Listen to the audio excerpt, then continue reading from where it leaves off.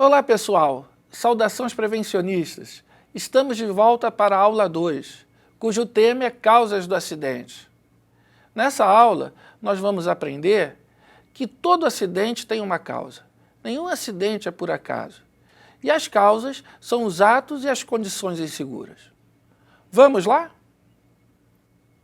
Conhecendo acidente, é importante agora as definições das causas do acidente.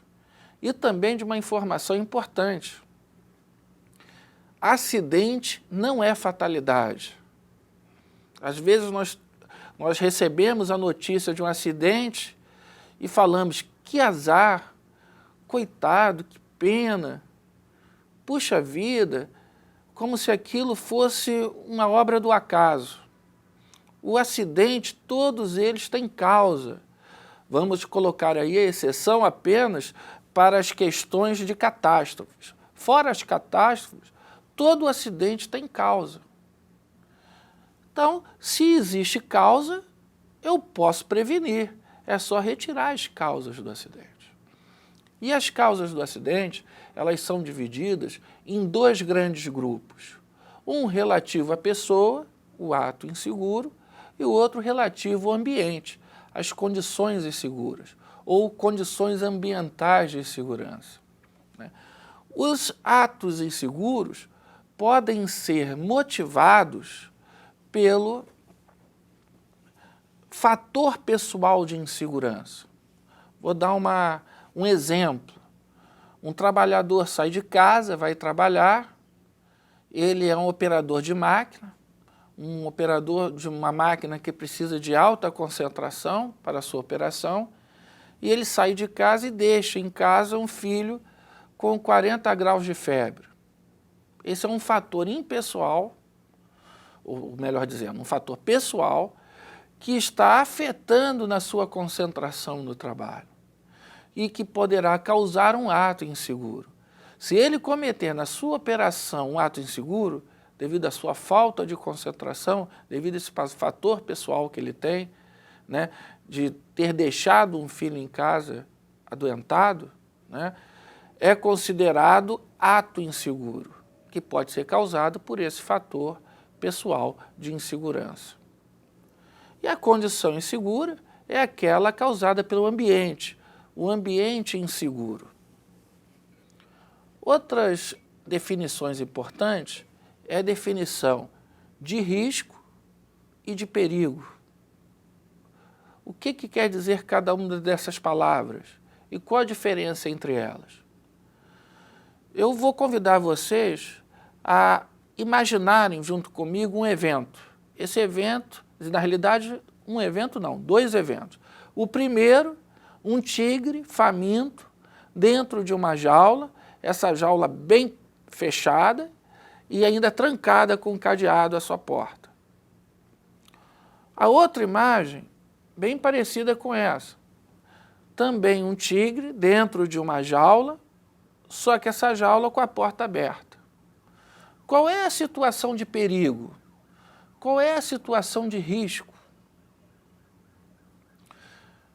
A situação de perigo é o primeiro evento que nós imaginamos. Porque só a existência do tigre, né, já é uma ação, um evento perigoso. O tigre estar ali naquele local é um evento perigoso. Agora, a possibilidade de esse tigre causar algum dano à pessoa é o risco. E essa probabilidade aumenta quando eu estou com a porta aberta. Então, qual é o perigo? Né? O tigre. Só a existência dele é o perigo. Existe o perigo naquele ambiente. Qual a probabilidade de esse perigo se transformar em um dano à pessoa? É o risco. Então, no primeiro evento, a probabilidade é próximo de zero. Mas no segundo evento, existe uma probabilidade alta de acontecer. É o risco daquele perigo se transformar em lesão ao indivíduo. Outras definições importantes também é a definição de imprudência, negligência e imperícia. Todas essas três definições são relativos ao ato inseguro, são consideradas atos inseguros. A imprudência acontece quando existe o excesso de confiança, por exemplo, porque você pula passos do seu procedimento. Quer dizer, uma atividade tem uma norma, tem procedimentos a serem seguidos, e com aquele excesso de confiança você começa a pular, né, procedimentos, né, o passo a passo passa a não ser respeitado. Então é uma imprudência que você está cometendo. A negligência é diferente, você não desrespeitou nenhuma norma, você está seguindo passo a passo o que a norma solicita. Só que cada passo você não está fazendo com a atenção devida, você está fazendo uma brincadeira, às vezes até brincadeira grosseira, está pensando em outras coisas, ou você se omite, né? Você verifica alguma coisa errada e não comunica ao superior imediato. Né? A omissão também é uma negligência, a falta de atenção é uma negligência. E por último, a imperícia. É quando você vai exercer uma atividade que você não está qualificado para tal. Você não foi treinado para executar aquela atividade. Então você acaba errando e se acidentando por imperícia. Qualquer um dessas ações, né, imprudência, negligência e imperícia, são características do ato inseguro.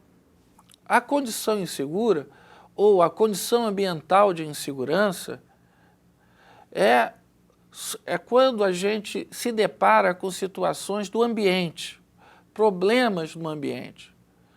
Ou seja, um piso escorregadio, um piso com buracos, com diferença de níveis, né, ruídos. Isso são o quê? As condições ambientais de insegurança que pode atingir ao trabalhador. Então, podem causar acidente, formando assim, né, as duas causas de acidente, o ato inseguro e a condição insegura ou condição ambiental de segurança. O que é importante frisar aqui nesse momento é que algumas empresas não usam mais o termo ato inseguro, usam o termo desvios. Por que elas fazem isso? Porque elas consideram que o nome ato inseguro é como se estivesse culpando o trabalhador. E quando acontece qualquer tipo de problema que leva alguém a cometer um ato inseguro, são diversos eventos que ocorreram que levaram àquela ocorrência. Então a gente não deve culpar o profissional. Então essa é uma tendência de no futuro esse termo ser modificado. Mas como a NBR 14.280 ainda considera esta nomenclatura, ato inseguro, portanto é a que aceita em concursos públicos e em relatórios que o técnico porventura precise fazer, nós vamos então continuar com esta nomenclatura de ato inseguro. Só queria fazer essa ressalva e que vocês ficassem atentos que em alguma literatura e alguns procedimentos de empresas que vocês forem ler, vocês podem se deparar com termos desvios, que é o mesmo que ato inseguro. Ok? Bom, pessoal, chegamos ao fim da nossa segunda aula. Na próxima aula, vamos ver as consequências dos acidentes. Até lá!